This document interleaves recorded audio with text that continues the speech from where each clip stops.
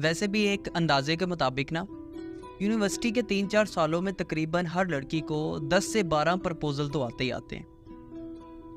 उसमें से कुछ तो ठरकी होते हैं बज़ाहिर फितरती तौर पर, लेकिन कुछ इतने एक्सपर्ट होते हैं कि जिन्हें देख के ना लड़कियों को लगता है कि यार इनको मैं ना मिली ना तो ये मर जाएंगे, ये कुछ कर लेंगे, ये तूफान बर्पा कर लेंगे। और फिर वो ऐसे ऐसे स्टंट करते हैं कि लड़की को ये यकीन होने लगता है कि यार ये बंदा वाकई कुछ मुख्तलिफ है और मेरे साथ मुखलिस है। तो यूनिवर्सिटी की नई तालबात यानी पहले या दूसरे साल वाली वो इस झांसे में जल्दी फंस जाती हैं, लेकिन अगर एक्टर अच्छा हो तो वो सीनियर को भी बता लेता है। इसके बाद एक थोड़े कलील अरसे तक एक हसीन दौर स्टार्ट हो जाता है, खूबसूरत पल, खूबसूरत यादों वाला, जिसमें लड़की को लगता है कि मैं शायद दुनिया की सबसे खुशकिस्मत लड़की हूँ।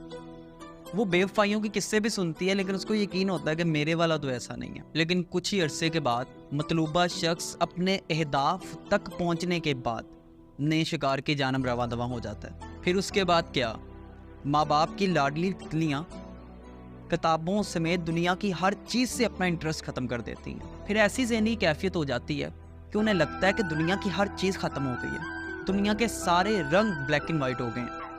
कुछ ठरकी 2-3 महीनों के बाद फिर दोबारा आते हैं और सबक ना सीखने वाली दोबारा इनके झांसे में आ जाती हैं। लेकिन कुछ समझ रखने वाली इनको ठुड्डा भी मार देती हैं, इनको किक भी करा देती हैं। और कुछ सारा वक्त अपनी फेसबुक की टाइमलाइन को दुखों का कब्रिस्तान बनाकर देखती रहती हैं और रहती ज़िंदगी तक शादी के बाद भी इनके जहन में यही पछतावा चलता रहता है।